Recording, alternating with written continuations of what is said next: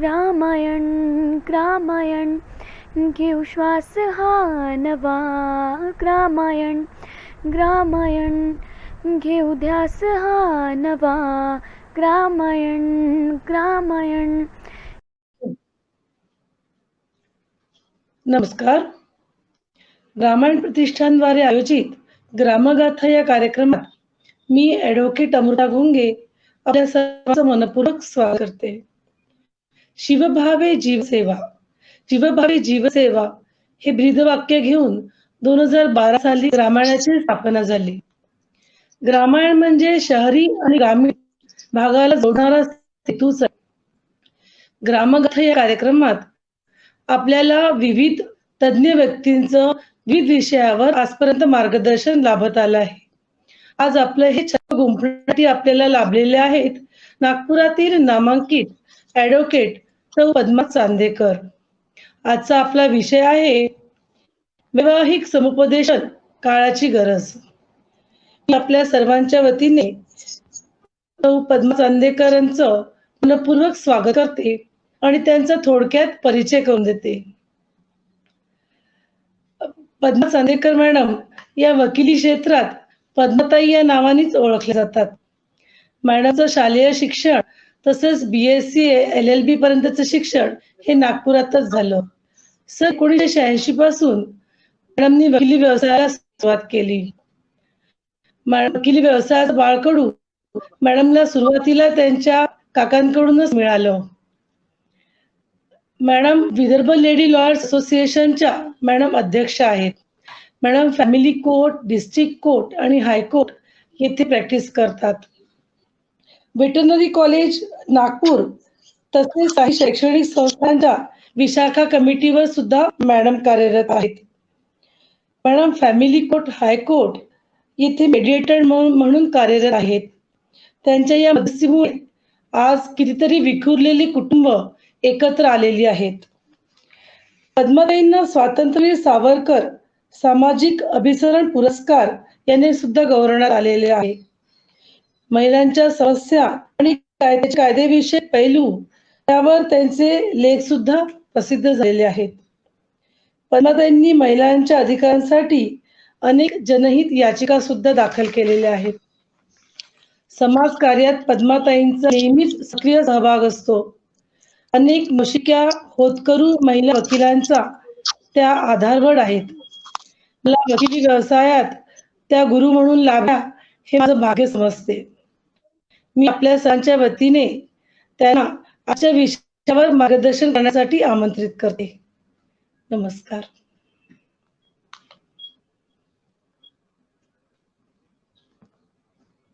मी आता सुरू करायचं असं आहे. अमृता सुरू करायचं. सुरू करा. सुरू करायचं. अमृताने परिचय करून दिला माझा. मला माहितीये अमृता परिचय करून देता देता थोडी भावूक झाली, त्यामुळे तिने थोडासा जास्तीचाच परिचय करून दिला. पण एक सामान्य अशी गृहिणी, कार्यकर्ती आणि प्रॅक्टिस करणारी अशी मी आहे. जवळजवळ 33 वर्ष या कौटुंबिक न्यायालयात प्रॅक्टिस करता करता 2000 आणि 2000 नंतरच्या सर्व केसेस मी फार जवळून पाहिल्या. त्याच्यातली बदललेली मानसिकता, विचारांची देवाणघेवाण, ती मानसिकता भावनिक पण बदललेली आहे आणि वैचारिक पण बदललेली आहे. त्यामुळे असं वाटतं या काळाच्या ओघामध्ये कुठेतरी वैवाहिक समुपदेशनासाठी, ज्याला आपण मरायटल काउन्सिलिंग म्हणतो, अशी सुरुवात 2021 मध्ये व्हायला हवी. काय होतं ना की 2000च्या आधी जी भावनिकता आहे मुलींची आणि आता 2021 2000 नंतरची मानसिकता, याच्यात खूप बदल आहे. 2000 आधीची मानसिकतेचा विचार करतो तर आपल्याला नक्की लक्षात येईल किती सुंदर गाणी आपण म्हणत होतो आणि ती गाणी अशी रुजत होती. कोणती होती की सुख म्हणजे काय याचा विचार आपण गाण्यातून करायचो. आणि तो विचार करता करता जीवनात ही घडी अशीच राहू दे, अशा भावनेने काम करायचो. ही भावना मनात असायची की जीवनात ही घडी अशीच राहू दे आणि ती टिकली पाहिजे, हीच भावना आपल्या मनात होती. या भावनेतून जाता जाता मुली कुठेतरी बौद्धिक विचार पण करायला लागल्या. म्हणजे आता होणारे लग्न निव्वळ मानसिकतेवर अवलंबून नाही आहे. मुलाच्या मुलीच्या बौद्धिक पातळी सुद्धा त्याच्यात इन्व्हॉल्व होणार आहे. म्हणजे मानसिकता, भावनिकता आणि वैचारिक झालेली जडणघडण. म्हणजे त्या बौद्धिक पातळीवर प्रत्येक जण आपला जोडीदार हा तपासून नक्की पाहणार आहे. मला असं वाटतं सगळे ऍग्री असतील याच्यात.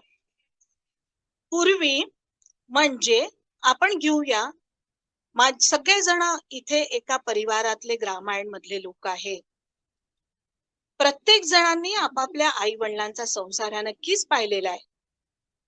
तो जो संसार असतो तो संसार अतिशय वेगळा होता, की त्याच्यात स्त्रीला एक स्थान होतं, पण बौद्धिक पातळीवर तिने खूप विचार नाही केला. ज्या घरात ती जाईल आहे त्या घरामध्ये आपल्याला राहायचं, नातेवाईकांशी ऍडजस्टमेंट करायची आणि पुढचा हा संसार टिकवायचा असं तिच्या मनात असायचं. आणि मग त्याच्यासाठी कोणत्या गोष्टी करायच्या त्या बाईनीच करायच्या होत्या तेव्हा. त्याग मोठा, सरेंडरशिप, सबमिसिव्ह अशी तिची पर्सनॅलिटी होती. आणि हळूहळू ती पर्सनॅलिटी डेव्हलप होत तिला एक स्थान त्या घरात मिळत होतं. त्यानंतरचा आपण जेव्हा 2000 नंतरचा जडणघडणीचा विचार केल्यानंतर मी नेहमी एक उदाहरण देते की आता परिस्थिती थोडी बदलली आहे. आता मुलींना जर विचाराल तर त्या म्हणतात दर 2 वर्षांनी पिढीमध्ये अंतर आहे. दर 2 वर्षांनी पिढीमध्ये बदलतं. आपण 10-10 वर्ष पिढी न बदलण्याच्या गोष्टी करतो, पण आताची जनरेशन दर 2 वर्षांनी पिढी बदलते असा विचार करतात. आणि ती 2 वर्षांनी जेव्हा पिढी बदलते असा ते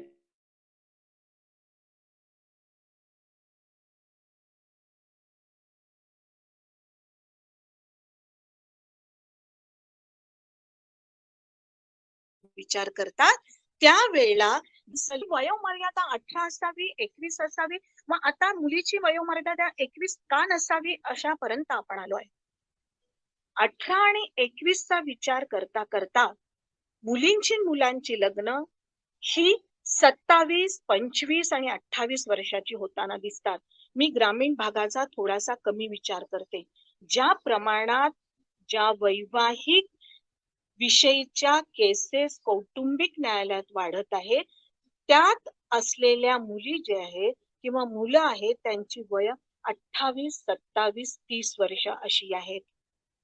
म्हणजे लग्नाची वयोमर्यादा वाढवणं आणि संसार टिकणं ह्याच्यात काही साम्य आहे का? तर मी म्हणेन तसं साम्य नाही.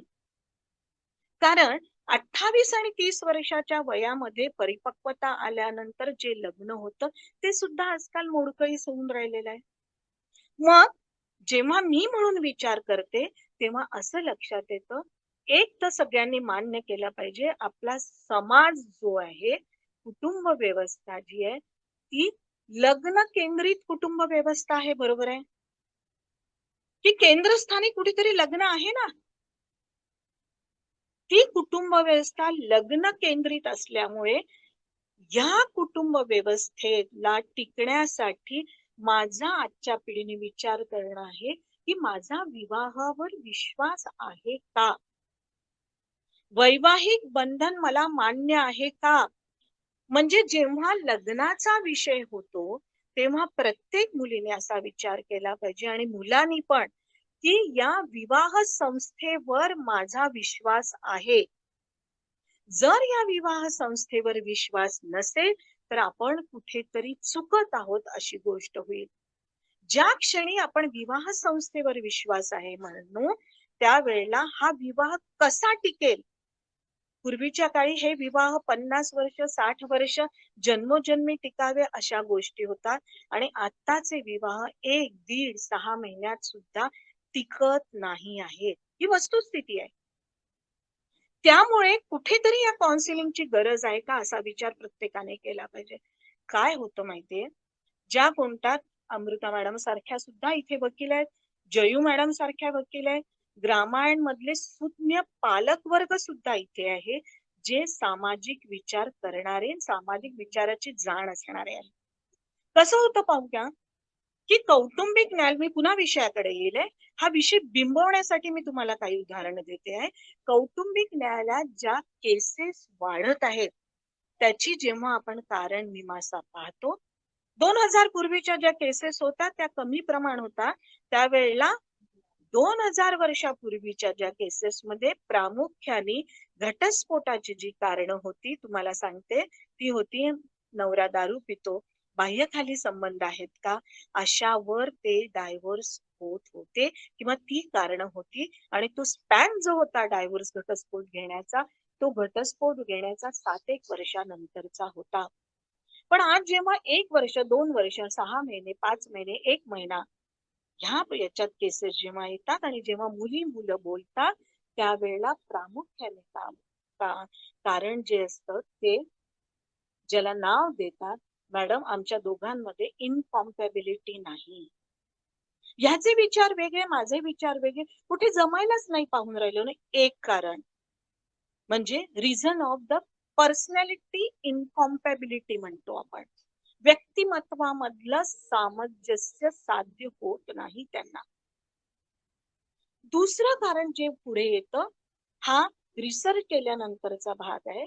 दुसरं कारण येतं इंटरफेरन्स ऑफ द पॅरेंट्स येतं, की ज्याच्यात जास्त इन्व्हॉल्वमेंट पालकांचं आहे अशी गोष्ट येते. या 2 कारणांवर जेव्हा पाहतो, या कारणांवरच्या केसेस होतात, तेव्हा असं कुठेतरी वाटतं की ह्या सगळ्यामध्ये समुपदेशनाची अत्यंत आवश्यकता आहे. काय होतं, पूर्वी कुठेतरी संयुक्तिक कुटुंब होतं, कोणीतरी कर्ता पुरुष होता, एकमेकांना सांभाळून घ्यायचे, एकमेकांचे दोष लपवायचे, दोष प्रगटीकरणाकडे नाही जायचे, प्रत्येकाचा संसार टिकवण्यासाठी सर्वजण एकरूप व्हायचे. आज असं आहे, त्यांचा दोघांचा संसार टिकेल की नाही ही भीती सासरच्याकडच्या नाही आहे, माहेरच्याकडच्या. मग समुपदेशन करणं म्हणजे काय? लग्नाला जेव्हा मुलगी होते तेव्हा 2 गोष्टी ज्या लग्नानंतरच्या अडचणी होतात त्या वाटतात. एक काय असतं, हे मान्य केलं पाहिजे की आपण एकमेकांना अनुरूप आहे, ही सगळ्यात चांगली गोष्ट आहे. आम्ही एकदम एकमेकांना अनुरूप आहोत. मग होतं एकमेकांना पूरक आहोत का, म्हणजे अनुरूप, मग एकमेकांना पूरक गोष्टी होते. आणि तिसरी गोष्ट असते एकमेकांची करण्यातली तडजोड, याच्यावर संसार चालतो. एक 6 महिने अनुरूपता असते, पूरकता संपून जाते आणि तडजोड जेव्हा होते तेव्हा असं वाटत असतं की ही तडजोड मी किंवा तो हा एकट्यानेच करत असतो आणि मग साध्या गोष्टीचा वेगळा अर्थ निघायला लागतो.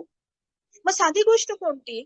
साधी गोष्ट अशी असते, समजा सासूने म्हटलं फोन करून, अगं काळजी घे, लवकर या, असं जरी म्हटलं, अगं कुठे चालली असं म्हटलं, किंवा मुलाला सुद्धा बायकोने विचारलं, अगं कुठे चालली, केव्हा येणार, किंवा मुलीने नवऱ्याला विचारलं कुठे चालले, केव्हा येणार, तर त्याचा वेगळा अर्थ निघत जातो. त्यामुळे लग्न ठरवताना पूर्वी सगळ्यात महत्वाची गोष्ट असते की माझी आणि तुझी अनुरूपता कोणत्या कोणत्या गोष्टींमध्ये डिस्कस केलं पाहिजे एकमेकांनी, एकमेकांचं ते डिस्कस करताना माझ्या दोघांचे एकमेकांचे सारखे पॉइंट्स किंवा चांगले पॉइंट्सच मी नाही मांडणार आहे की मला इतका पगार आहे का, तुला इतका पगार आहे का, मी इतकी चांगली, तू इतकं चांगली, असं नाही.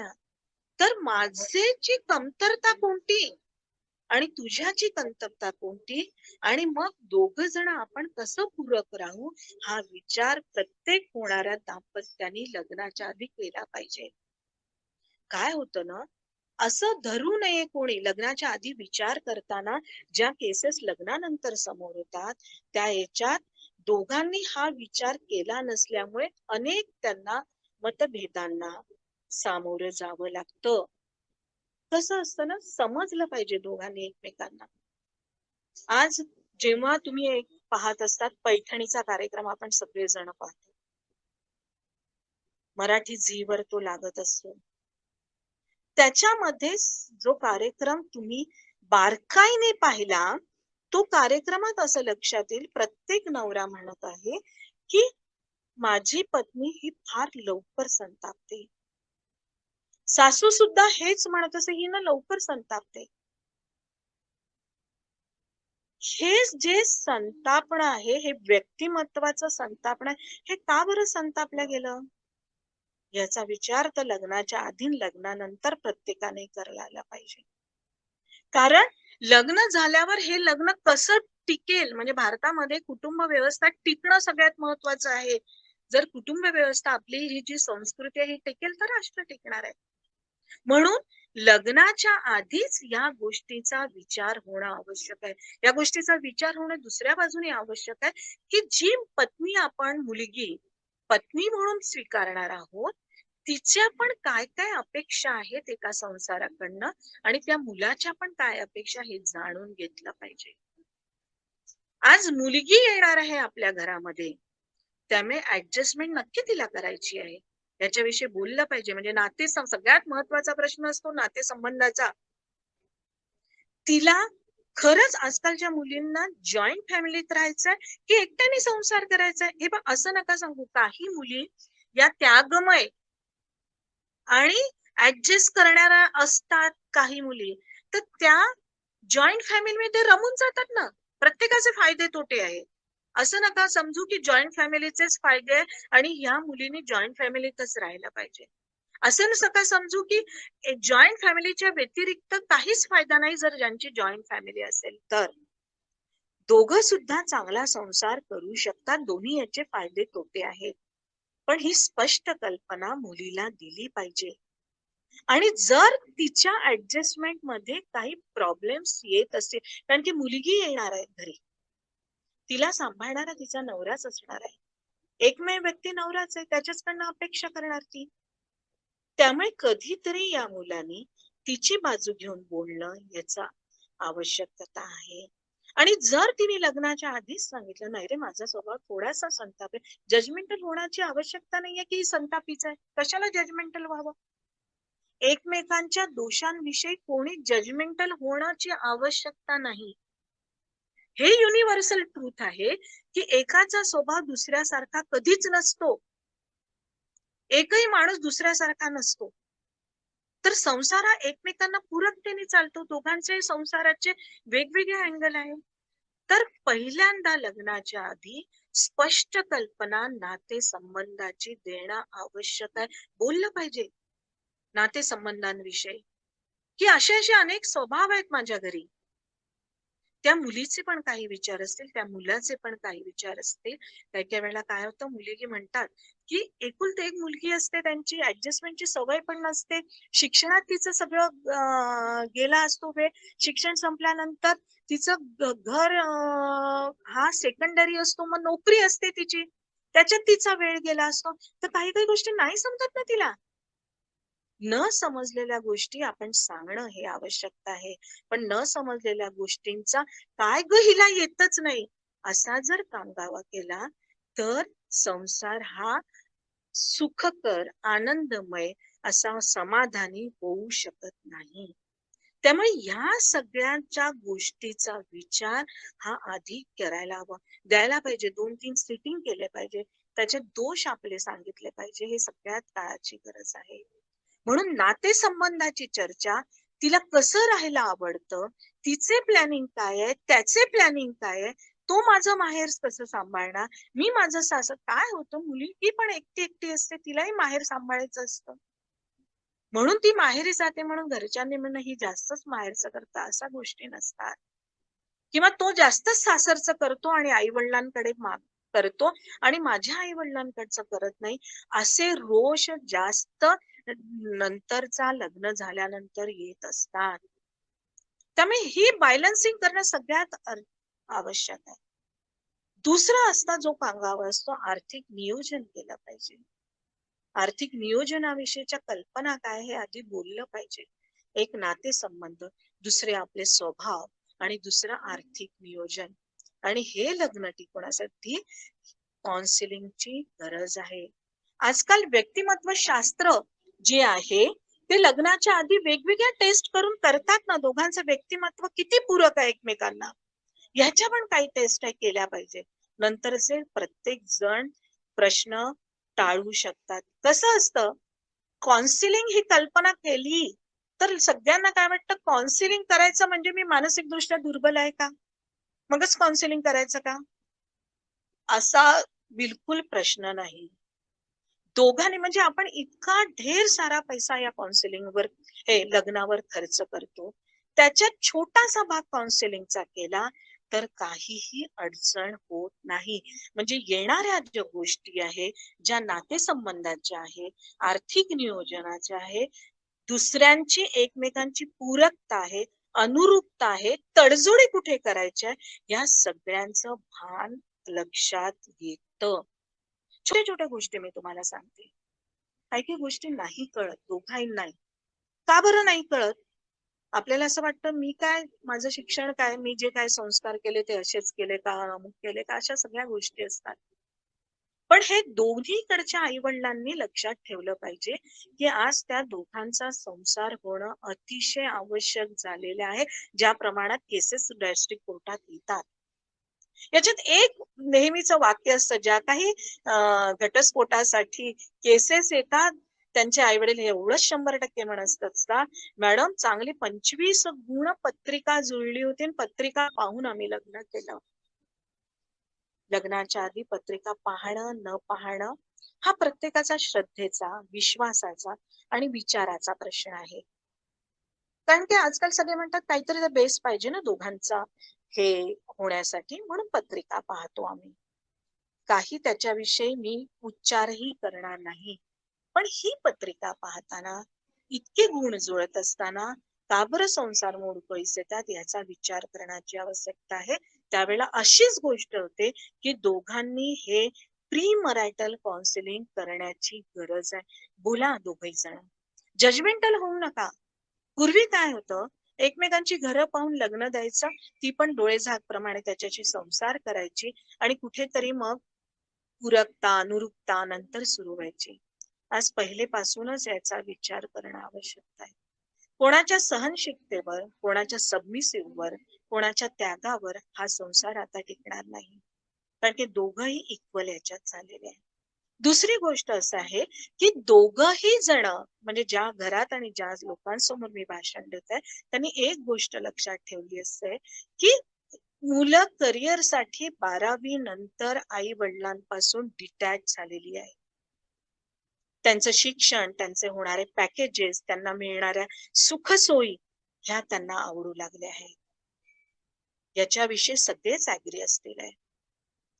तर 12वी पासून डिटॅच झालेला हा माझा मुलगा, 12वी पासून डिटॅच झालेली ही माझी माऊली, यांची भावनिकता, फ्रस्ट्रेशन, ह्या सगळ्या गोष्टी, काय होतो फोनवर आपण बोलतो ना, तोही चांगलं चांगलं बोलतो, ती पण चांगली चांगली बोलते. आपण नागपुरात असतो, कुठल्या गावात असतो, यवतमाळात असतो, मुलं पुणे मुंबईला असतात, ते आपल्याशी सगळं चांगलं चांगलं बोलत असतात. पण ते काय प्रॉब्लेम फेस करतात, त्यांचे फ्रस्ट्रेशन काय आहेत, हे आपल्याला ते सांगत नाही, ते शेअर करतात आपल्या मित्रमंडळींबरोबर. तर हा भावनिक जी जोड आहे ती थोडीशी मुलांमध्ये कमी झालेली आहे. त्यांना व्यवहार जास्त कळतो, व्यवहारावर संपूर्ण हे संसार टिकणारा नाहीये. ही भावनिकता तुम्ही तुमच्या शेअरिंगनी, शब्दांनी, कन्व्हर्सेशननी मुला मुलींनी निर्माण करण्याची आवश्यकता आहे. काय होतं, सकाळी 8:30 पासून तुम्ही ड्युटीवर जाईल मुलगी आणि 9:30-10 ला वापस येईल. मुलगाही तसाच जाणार, 8:30 ला जाणार, 9:30-10 ला जाणार. 2 दिवसाचे वीकेंड असतात, त्या वीकेंड मध्ये घरची कामं करणार, भावनिकता साधायला त्यांना वेळ केव्हा आहे. पण ठरवून जर मुला मुलींनी ही भावनिक ओढ जर जपली तर, आणि आम्ही वीकेंड आमचे कसे घालवणार याचा दोघांनी जर विचार केला तर यांचे संसार सुखकर होऊ शकेल. त्यांनी संसारात आनंद घ्यायची गरज आहे.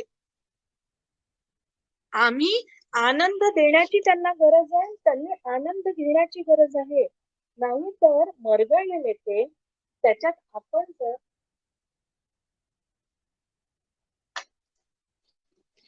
4 गोष्टी त्यांना सांगितल्या.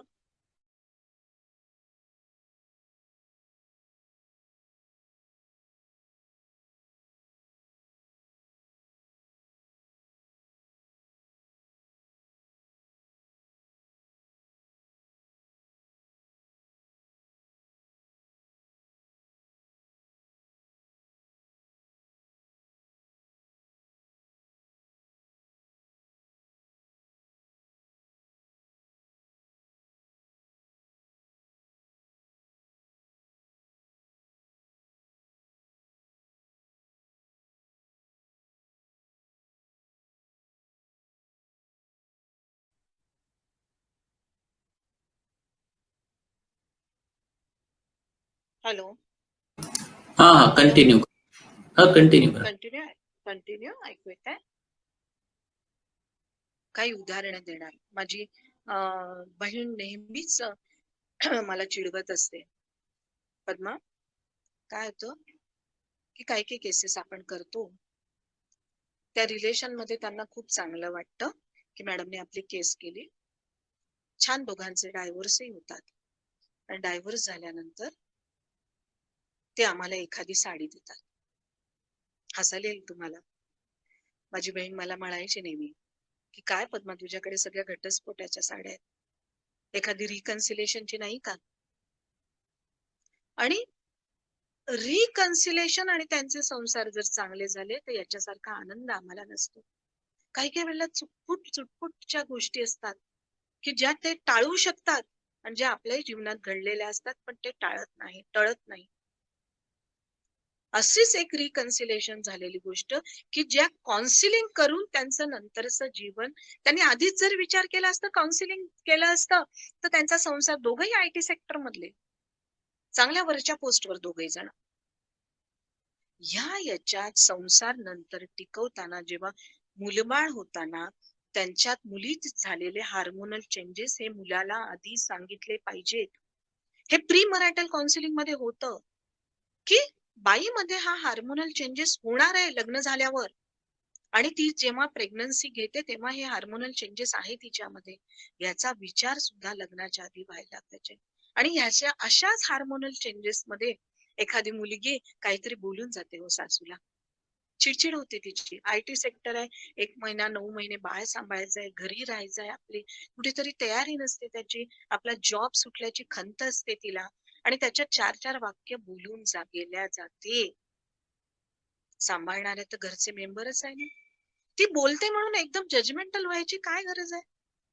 आणि नवऱ्याने म्हणा तू माझ्या आईला का बरं बोलली, होतात ना परिस्थितीनुरूप एकमेकांशी बोलत असतात सगळेजण. परिस्थितीच अशी निर्माण होते की एक जण दुसऱ्याच्या विषयी कुठेतरी राग काढत असतो, पण तीच मुलगी संवाद पण साधत असते त्या सासूशी. संवादाकडे दुर्लक्ष करून तिला हे एकटं पाडणं आणि ती अशी बोलली म्हणून तेच लक्षात ठेवणं, किंवा मुलीने सासू अशी बोलली म्हणून तेच लक्षात ठेवणं, नवरा असा बोलला म्हणून तेच लक्षात ठेवणं, हे चुकीचं आहे. परिस्थिती ती बोलायला लावते, ती विसरून आम्ही आनंद कशात घेऊ शकतो, हा आनंदाचं वातावरण माझ्यावर आहे ना, तुमच्यावर आहे, सासूवर आहे, नवऱ्यावर आहे, हे करण्याची गरज आहे. आणि असंच आता हिला पाठवायचं नाही. एवढी IT झालेली माझी मुलगी तिथे काय घरकामच करणार का, हेच करणार का, तिच्या PhDचं काय, असं म्हणून ती वापस आलेली असते. पण याच्यात जो काही 9 महिन्याचा काळ तिचा प्रेग्नन्सीचा गेला, त्याच्यात तिने एकटीने सफर केला. कुठेतरी आपल्याकडे डायव्होर्स साठी ती आल्यानंतर मी तिला विचारलं, एकही तुला नवऱ्याविषयीचा पॉझिटिव्ह पॉइंट नाही आठवत, एकही सासू विषयीचा रचनात्मक दृष्टिकोन नाही आठवत? तिने अनेक गोष्टी सांगितल्या ना, केलेली केअरिंग, अमुक तमुक तमुक तमुक सगळं सांगितलं. योगायोगाने असं झालं, तिने काही मेसेजेस पाठवले नवऱ्याला, त्यांनी पण पाठवले तिला, आणि दोघांनी बंगलोर मध्ये जाऊन काउन्सिलिंग केलं आणि आता संसार सुखाचा आहे. IT सेक्टरमध्ये काम करणाऱ्यांनी असे काउन्सिलिंग करण्याची गरज आहे. थोडंसं थांबायचं. वेगाने आपण धावतोय, थोडंसं थांबून विचार करूया की स्वभावाचे दोष एकट्याचे नसतात, स्वभावाचे दोघांचे असतात. पण एकमेकांना अनुरूप, पूरक आणि तडजोड करून राहिलं तर हा संसार नक्की सुखकर होत असतो. त्यामुळे कुठल्याही गोष्टीचा अवास्तव करणं हे फार चुकीचं आहे. त्यामुळे मी तर म्हणेन जुन्या काळचे सगळे लोक एक बेस्ट काउन्सिलर होते. समजायचे, एकमेकांना समजवायचे. म्हणजे पूर्वी काय असतं, जॉईंट फॅमिलीमध्ये एखाद्या बाईला जर बाळंत रोग झाला तर तिला सांभाळणाऱ्या 2 जावा होत्यात ना, त्या सांभाळायच्या. कोणाला पत्ताही नाही चालता हिला बाळंत रोग झाला. पण आता जर बाळंत रोग झाला तर ही मुलगी अशी आहे, मानसिक तिची कंडिशन अशी आहे, तिला मेंटल प्रॉब्लेम आहे, म्हणून डायव्होर्सचे पण प्रमाण वाढतात. आणि याच्यात एक गोष्ट प्रत्येकाने लक्षात ठेवायची पाहिजे की समुपदेशन करताना या सगळ्याचा विचार करणं अतिशय आवश्यक आहे.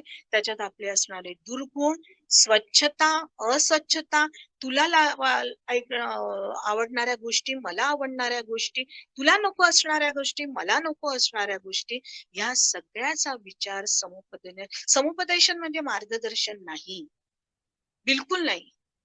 याच्यात दोघांनी एकमेकांना बोलतं करणं आहे. म्हणजे रामायण सारखं सामाजिक काम करणाऱ्या सगळ्या महिलांनी मी तर म्हणेन समुपदेशन केलं पाहिजे. समुपदेशनचे सर्टिफाईड कोर्स केले पाहिजे आणि ह्या संसार टिकण्यासाठी पूरक या सगळे जण राहिले पाहिजे. कारण हे जर पूरक राहिले, का बरं काउन्सिलिंग करायचं असंही खूप जण म्हणतात. कशाला गरज आहे? माझी मी पक्की आहे, मी संसार करू शकते, पण असं नाही. एवढा लाखोनी खर्च तुम्ही करता लग्नावर, त्या समुपदेशांवर थोडासा अर्धा टक्का खर्च केला तर काहीही हरकत नाही. पण दोघांनी आजकाल पालक पाठवतात ना की मॅडम यांचं समुपदेशन करा बरं, हे लग्नाचं वय आहे, लग्न करतो म्हणतात, तर समुपदेशन करा ना. माझी खरंच इच्छा आहे का हिची, त्याची इच्छा आहे का तपासून पहा ना. अरेंज मॅरेज मध्ये तेच आहे, लव्ह मॅरेज मध्ये तेच आहे. कारण लग्नाच्या आधी प्रत्येकाचं एकमेकांवर प्रेम असतं आणि लग्नानंतर जबाबदारी, कर्तव्य ह्या गोष्टी वाढतात ना. आणि ती जबाबदारी आणि कर्तव्याचा बॅलन्स करता करता दोघांची जी तफावत होते आणि दोघांचे विचार जे पटत नाही त्याच्यात कुठेतरी बेबनाव होतो. म्हणून ह्या जबाबदारी आणि कर्तव्याचा विचार प्रत्येकाने केला पाहिजे की लग्न झाल्यानंतर मी तुमचं प्रेम नाही करणार, माझ्यावर जबाबदारी येणार आहे. कशाची जबाबदारी आहे? घर चालवण्याची जबाबदारी, आई वडिलांना सांभाळायची जबाबदारी. माझं कर्तव्य आहे माझी बायको सुखी राहणे, तिचं कर्तव्य आहे की मी त्याला सुखी ठेवीन. हे आपले कर्तव्य आणि माझा संसार चांगला फुलवीन, आनंदी करीन. संसार आनंदित झाला पाहिजे, समाधानाची झाला, फुलला पाहिजे संसार सगळ्यांनी. आणि तो फुलवण्यासाठी दोघांनी एकमेकांना वेळ पण दिला पाहिजे. वेळ देण्याची गोष्ट आहे प्रत्येकाने. म्हणजे वेळ देणं, त्याला दोघांनी एकमेकांना समजणं आणि त्याच्यासाठी कुठेतरी वेळाची आपली कन्स्ट्रक्टिव्ह म्हणजे रचनात्मक दृष्टीने अरेंजमेंट करण्याची पण गरज आहे. नाही तर काय होतं खूपदा, तोही काहीतरी ऑफिस मधनं काम करून येतं, ही काम करून येते आणि दोघेही घरात आल्यानंतर एकमेकांशी चिडचिड करतात, सगळे फ्रस्ट्रेशन काढतात. दोघांनी 10 मिनिटं ठरवलं पाहिजे की आम्ही काहीच नाही करणार, 10 मिनिटं शांततेने गेलं पाहिजे. मी माझ्या जेवढ्या ज्युनियर्स असतात त्यांना सांगत असते की कोर्टातून घरी गेल्यानंतर एकच गोष्ट फक्त विचारू नका, अरे अभ्यास झाला का मुलांना. ते दूर होत चालले मुलं. तुम्ही कोर्टात काम करतात, ऑफिसमध्ये काम करतात, तुमचे विचारण्याचे प्रश्न मुलांना असेच असतात, किती अभ्यास केला दाखव, किती बरोबर आहे दाखव. तो अशाने तुमच्यापासून दूर जातो. 10 ते 15 मिनिटं धरून आम्हाला त्याच्याशी कन्स्ट्रक्टिव्ह खेळलंच पाहिजे आणि 15-20 मिनिटांनी तुम्ही विचारलं पाहिजे काय काय अभ्यास. तेव्हा कुठे त्या कुटुंबातले एकमेकांशी संवाद साधणं होणार आहे. प्रत्येक घरी जर वरिष्ठ लोक आहे, वडीलधारी, आम्ही प्लॅन कसं, आम्ही शिकलो आहोत ना, प्लॅनिंग आम्हाला करायचं आहे की त्यांच्यासाठी मी किती वेळ त्यामुळे जेव्हा हा संसार सुख समाधानाचा होईल, त्याचा पाया कुठे आहे? एकमेकांच्या विचाराशी. तो दोघांनी एकमेकांचा विचार जर पक्का केला लग्नाच्या आधी, तर लग्नानंतर ज्या काही अडचणी येतात त्या सुटू शकतात. पूर्वी काय होतं तुम्ही बघा, काउन्सिलिंग काय पूर्वी जॉईंट कुटुंब किंवा एकमेकांच्या घरी आपण जात होतो उन्हाळ्यात. आपल्याला एखादं आवडायचं, आई ते आपण घरी येऊन सांग, आई ते मावशी काका काय मस्त बोलत असतात नाही, किती हसत असतात नाही. म्हणजे उन्हाळ्याच्या सुट्टीत आम्ही जेव्हा काका काकू मामा मामीकडे जायचो, त्यांचे संसार आम्ही पाहायचो. आणि त्यातून आपण कुठेतरी, म्हणजे मला अजून आठवते, माझी एक बहिणी होती, ती त्यागमय वृत्ती, मला सारखं वाटायचं की हिच्यासारखा संसार मी करीन. पण आता एकमेकांकडे जाणं पण बंद झालंय. ते कुठून शिकतील? हे काही शिक्षणाने नाही येणार आहे, नंतरही नाही येणार आहे. ते हळूहळू धडपडतच शिकणार आहेत सगळी जनरेशन. पण ही धडपडत शिकणारी जनरेशन कुठे खड्ड्यात पडू नये, कुठे त्यांचा काडीमोड घेणं, यामुळे सजग पालकांनी आणि विवाह उत्सुक जे असतात, ज्यांनी विचार केला आहे, त्यांनी प्री मॅरिटल काउन्सिलिंग हे 100% करावं, असं मी आपल्याला सर्वांना आवाहन करेन. मला असं वाटतं आताचा वेळ नंतर आहे, नाहीतर काय आहे, तेव्हाचा संसार, अरे संसार संसार जसा तवा चुल्यावर, आधी हाताला चटके मग मिळते भाकर, याच्यावर झालेला संसार आहे. आजच्या मुलांना आधी भाकर पाहिजे, हा विचार आपण ऍक्सेप्ट केला पाहिजे आहे. आणि दुसरं जाताना आजकाल खूप, म्हणजे शेवटचं सांगेन मी, काय होत आहे ना, जेव्हा ती मुलगी घरी येऊन येते, स्टिरियोटाइप केसेस आहे येणाऱ्या, सगळ्या वर्तणुकीविषयीच आहे एक दुसऱ्याच्या. हा असं बोलला, तो बसायला, ती असं बोलली, त्याने असं बोललं, याने बाजू नाही घेतली, याच्यावरच चालू आहे. स्टिरियोटाइप केसेस आहे. ह्या जेव्हा स्टिरियोटाइप केसेस होतात, त्यावेळेला एक लक्षात असं येतं की आता मुली सुद्धा बोलायला लागल्यात. पहिलीची मुलीची जी प्रतिमा आहे की सगळा त्याग करून ती या घरी येणार आणि सबमिसिव्ह सगळ्यांशी ऍडजस्ट होणार, आता ती बोलणार ना, ती पण शिक्षण घेतलेली आहे. तर पूर्वी काय होतं, मी मानसिकता बदलताना सांगत असते, तिने जर सगळ्यांचं ऐकलं, सगळ्यांचं केलं, तर घरातले सगळे खुश असतात. आणि तिने जर एखादी गोष्ट नाही केली तर सगळी ती कॉर्नरला जाते. यावेळेला सपोर्टिंग कोण राहिलंय? नवराच राहिला.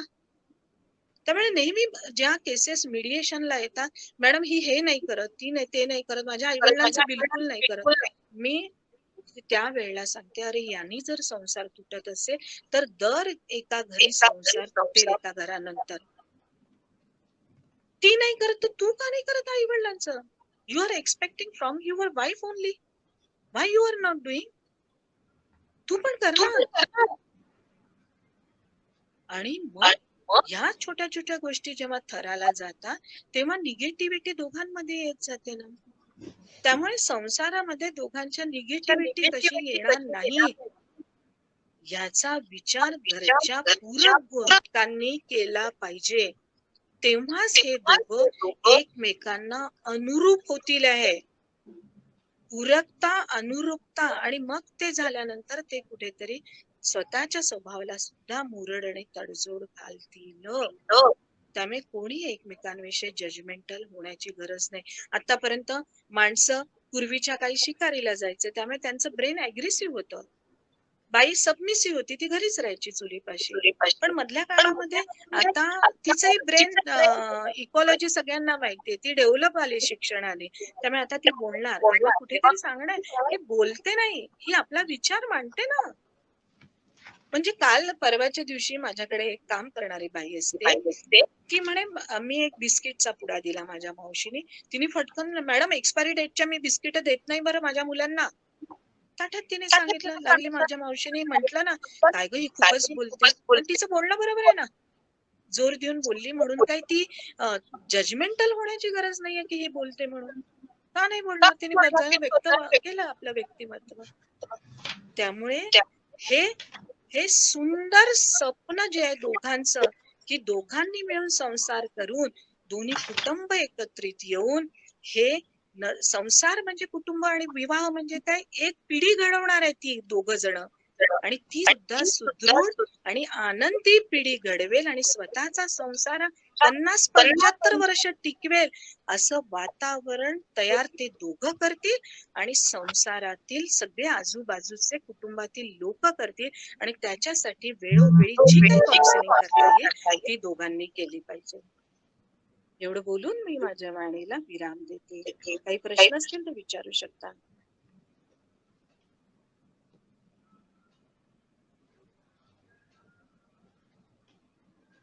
हॅलो हॅलो हॅलो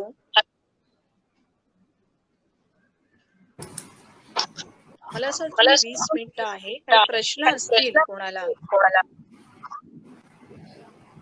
कारण की डिस्कशन जसं होईल ना, म्हणून मी आजकाल नवीन पिढीला सुद्धा सांगते, अरे तुम्ही या घटकावर जर का चला मला पॉवर पॉइंट प्रेझेंटेशन द्या बरं, की कसे कसे संसार तुम्ही करताय.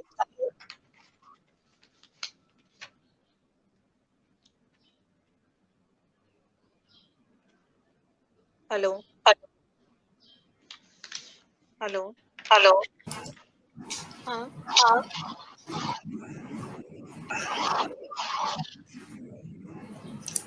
प्रश्न तर सध्या अजून काही आलेले नाही.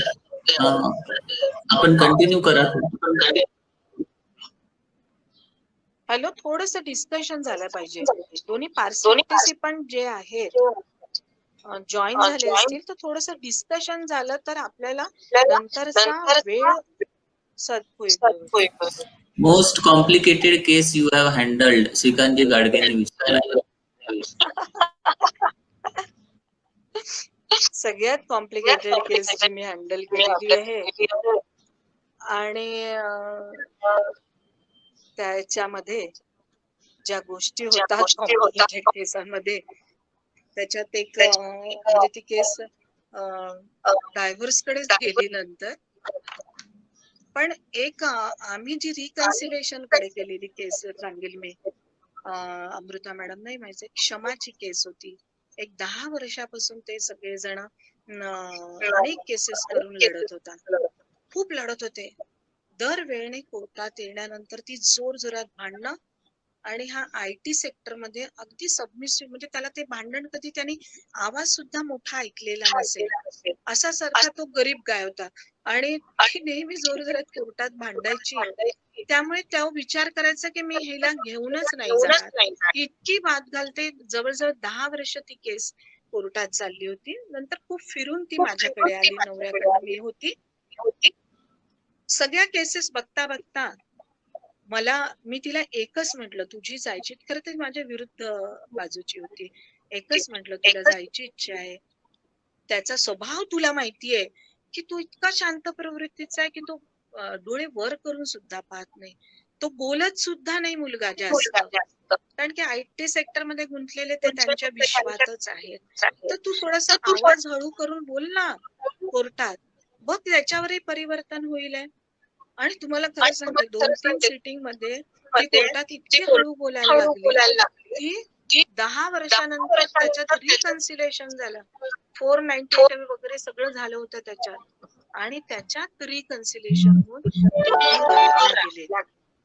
आणि सगळ्यात म्हणजे आपण करिअर काउन्सिलिंग करतो, मुलांचं शाळेविषयी मध्ये पण काउन्सिलिंग करतो, मेंटल काउन्सिलिंग करतो, तर मॅरेज काउन्सिलिंग का नाही केलं पाहिजे? प्रत्येकाने मॅरेज काउन्सिलिंग, आणि आम्हाला सार्थक वाटलं, बापरे ही केस म्हणजे खूप छान झाली की दोघं राहायला लागले.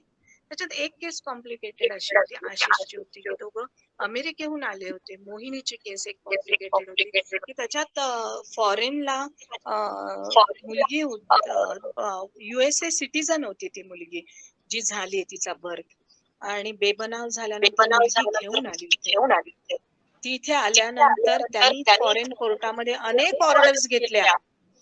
आपण इंडियन कोर्टामध्ये चाइल्ड प्रोटेक्शनची ऑर्डर, दोन्ही दावे खूप, दोन्ही कायदे खूप फरक आहे त्याच्यात. म्हणून US मध्ये ज्यांची मुलं राहतात त्यांनी खूप काळजीने करणं. ती सिटीजन तिथे असल्यामुळे त्यांचं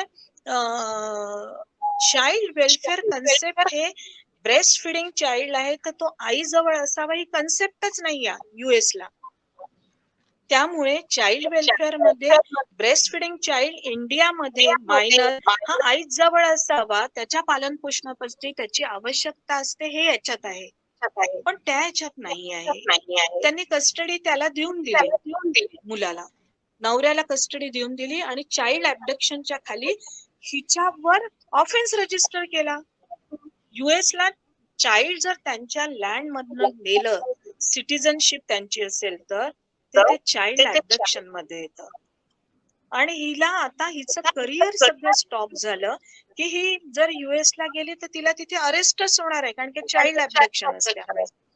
त्याच्यात मोठ्या मुश्किलीने ती केस समझोता कसा येईल दोघांमध्ये, दोघं राहतील कसं ह्याचा विचार, किंवा अॅमिकेबली दोघं डायव्होर्स कसा घेता येईल, भरपूर दिवस लागले. पण ती शांतपणे सेटल झाला म्हणतात. त्याच्यात रोल ऑफ द जजेस आर ऑल्सो इम्पॉर्टंट. ते पण आहे, support of the both the party, parents, वकील, म्हणजे खूप कॉम्प्लिकेशन्स त्याच्यात निर्माण झाले होते. पण ते एका प्लॅटफॉर्मवर सेटल झाले.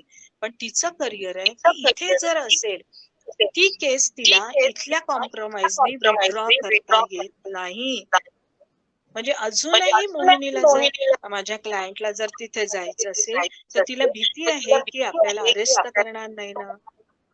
त्यामुळे कुटुंबातील बाकी सदस्यांना मॉरल सपोर्ट देणं फार कठीण असतं. मॉरल सपोर्ट देऊन त्यांच्या केसेस मार्गी लावणं हे भरपूर कठीण असतं. पण त्यांचा एक एक करून लावलाय. तसंच दुसरी केस झाली होती जयश्रीची. जयश्री मध्ये 10 वर्षाचा 15 वर्षाचा संसार झाल्यानंतर त्याचा दुसऱ्याशी संबंध आल्यामुळे ही मुलींना घेऊन त्याच घरात त्याच्या राहत होती. पूर्ण संसार झाला होता आणि अर्ध जे आहे ते पूर्ण खर्च ती करायची. घरावरचं लोन काढायचं तिने, लोन सुद्धा तिने काढलं होतं. काही इन्स्टॉलमेंट चालू होते आणि एका क्षणी निव्वळ घर त्याच्या नावावर होतं, म्हणून त्यांनी विकून टाकलं. आणि आपण किती ऑर्डर घेतल्या की थर्ड पार्टी इंटरेस्ट क्रिएट नाही करावा म्हणून फॅमिली कोर्टामध्ये. आणि एका दिवशी हिला डिस्ट्रिक्ट कोर्टात केस चालू नव्हती, माहित नव्हती. बेलीफ आले आणि ते ऑर्डर घेऊन आले आणि त्या घरातून तिला निघावं लागलं. सगळ्यात वेदनादायी गोष्ट होती. पण आणि सगळे तिघही जण म्हणजे ती आई आणि 2 मुली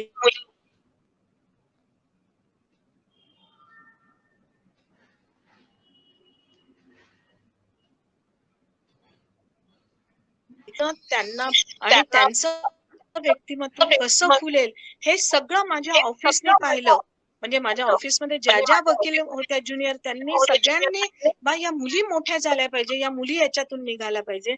आणि आता तिच्या मुलीचं लग्नही झालं आणि कोर्टाने सुद्धा हे ग्राह्य धरलं की अर्धा पैसा हिचा लागलेला आहे, त्यामुळे यांनी घर विकलं तरी याच्यातला अर्धा पैसा हिला मिळाला पाहिजे असा आदेश दिला. आता पैसा रिटायर्ड झाला माणूस, त्याने भरावे असं चालू आहे त्याच्यामध्ये. ही केस 10 वर्ष चाललेली. असे एकंदर केसेस ज्या आहेत या कॉम्प्लिकेटेड आहेत.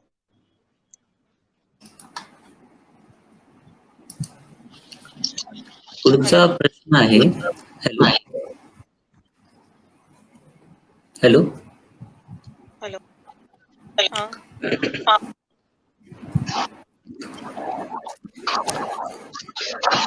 प्रश्न विचारा तुम्ही. हॅलो. काही प्रकरणात महिला या त्यांच्या बाजूने कायदा असल्यामुळे नवरा आणि त्याच्या कुटुंबियांना विनाकारण त्रास देतात किंवा आरोप करतात, याबद्दल काय सांगाल?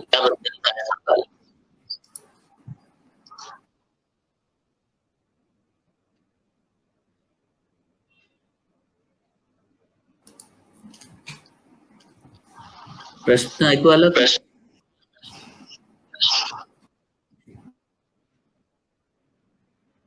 Hello madam.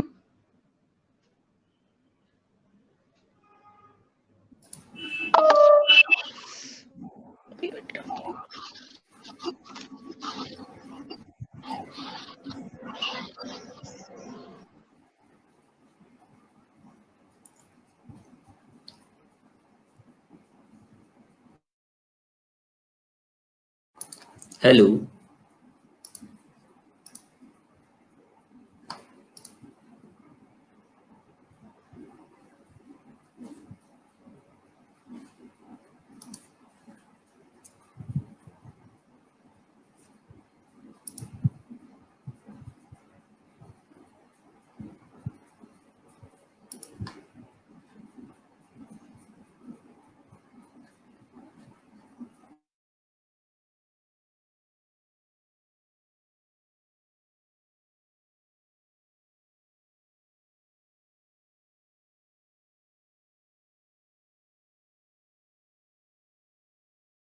हॅलो, प्रश्न रिपीट करा. पुन्हा सांगू का? हॅलो. हा, रिपीट करा क्वेश्चन, ऐकू नाही आला. अच्छा.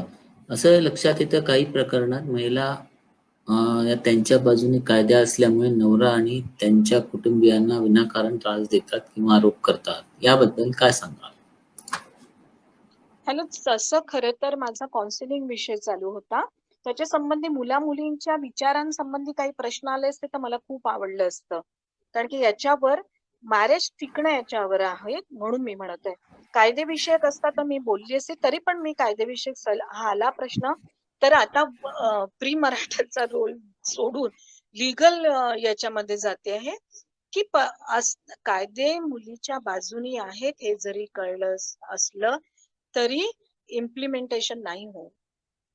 मुलगा असतो असा विचार नका करू की ती मिसयूजच करते या कायद्यांचा, असा नाही आहे.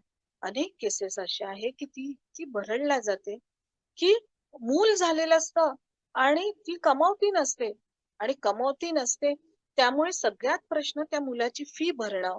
नंतर माहेरी तिला खूप सुखकर नसतं, कारण की बेबनाव झाल्यामुळे ती माहेरी आली असते.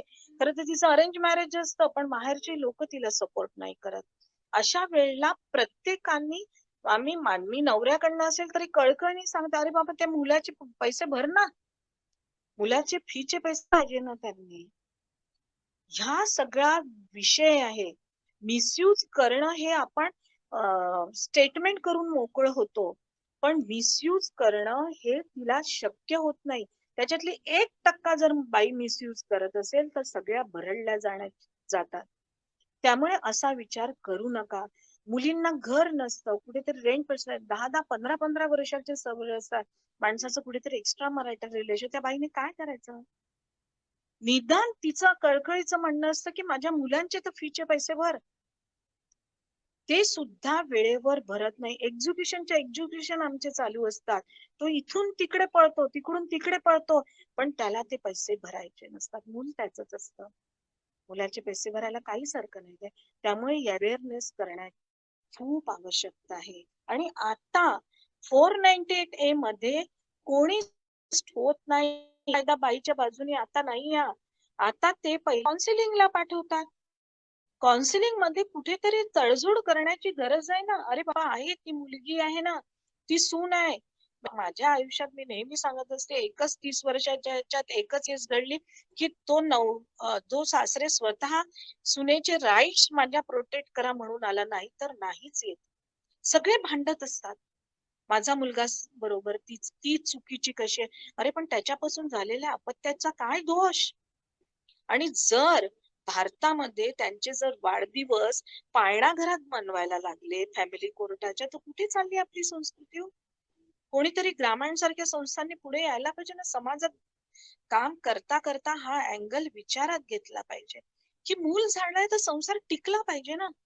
नाही तर वन पॅरेंट कल्पनेने मूल कसं वाढणार? फार कठीण असतं. मग त्या भेटी असतात पाळणा घरामध्ये, त्या 2 तासाच्या भेटी बोलत असतो, वडील बोलत असतात, आई बोलत असतात, वडिलांचं सगळं लक्ष त्या बाईकडे असतं. त्या मुलाला म्हणतो, ही कुठे झाली, ऑटोनी आणली का, रिक्षाने आणली का, याला उन्हात कशाला? तिच्या जर ती परिस्थिती आहे त्याने ती आणत असते मुलाला. माझ्या मुलाला असंच का बरं आणलं? अरे असंच का बरं आणलं, पण तू तिचे मेंटेनन्स मुलाचे पैसे तर भर. ते भरायला माणसं तयार नसतात, मुलं तयार नसतात. तिचं जाऊ दे मॅडम, ही 4 भेटी जर मला दिल तरच मी पैसे भरेन. ती म्हणते, मॅडम यांनी काही तर पैसे भरावे, मला वडिलांना पैसे द्यावे लागतात असं. त्यामुळे हा विचार प्रत्येकाने केला पाहिजे. कुठेतरी आपण या सगळ्याच्या वरती आहोत. जे कोणी सामाजिक काम करतात आणि जॉईन होतात त्यांनी प्रत्येकाकडे मानवतेच्या दृष्टीने पाहायला पाहिजे ना. काही उदाहरणं अशी आहेत काही समाजामध्ये की सण आल्यावर ते पहिल्यांदा बोलू नये, पण ज्या मुस्लिम लोकांच्या केसेस केल्या त्याच्यात ते आणून देतात, ईद आहे मॅडम, इसको कपडे दो.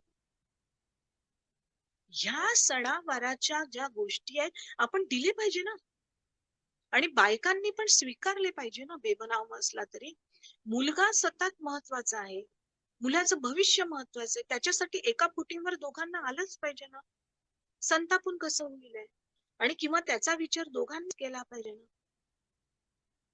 त्यामुळे समाजामध्ये नुसता बाई मिसयूज येते, तो अडकतो, हे अडकतो, विचार मागे टाकून कुठं चुकलं, मी जर ऑर्डर झाले तर मी काय पैसे भरू शकतो ह्याचा पण विचार केला पाहिजे. आणि आजकाल कोर्ट सुद्धा म्हणतं बाईने मिसयूज केला तर कोर्ट म्हणतं नवऱ्याला डायव्हर्स मिळतो ना. म्हणजे सगळीकडनं अडकली आहे ती. तिने जर एलिगेशन्स केले की मला असा त्रास होतो आणि जर मध्ये ऑफेन्स रजिस्टर झाला, it's a mental cruelty for the husband. हा ऍडव्हान्टेज माणसांनाच मिळालाय. सगळे कायदे पेपरवर आहे पण त्याच्या इम्प्लिमेंटेशनचा खूप मोठा लॅग आहे. त्यामुळे तिला रिलीफ केव्हा मिळेल हा सगळा विचार आहे.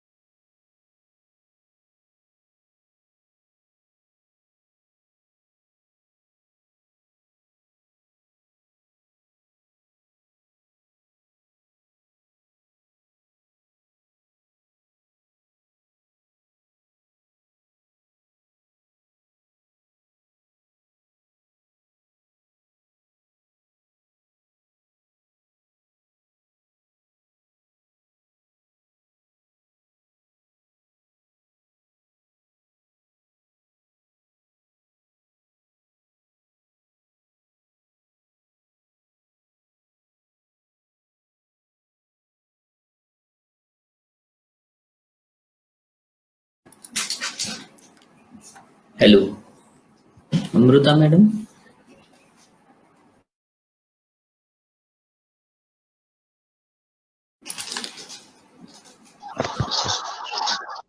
आभार प्रदर्शन करा. हो, खरंच माणसाच्या मनाशी जुळवून घेणं सोपं असतं, पण माणसाच्या दोषाशी जमवणं अतिशय कठीण असतं. आणि त्यासाठी मराठल काउन्सिलिंगची का आवश्यकता आहे, हे पद्माताईंनी आपल्याला त्यांच्या 3 दशकाच्या अनुभवातून अतिशय समर्पकपणे आपल्याला सांगितलं. आज आपल्या ग्रामगाथा या कार्यक्रमात पद्माताईंनी येऊन आपल्याला बहुमूल्य असं मार्गदर्शन केल्याबद्दल रामायण प्रतिष्ठानातर्फे मी त्यांचे आभारी आहे. नमस्कार.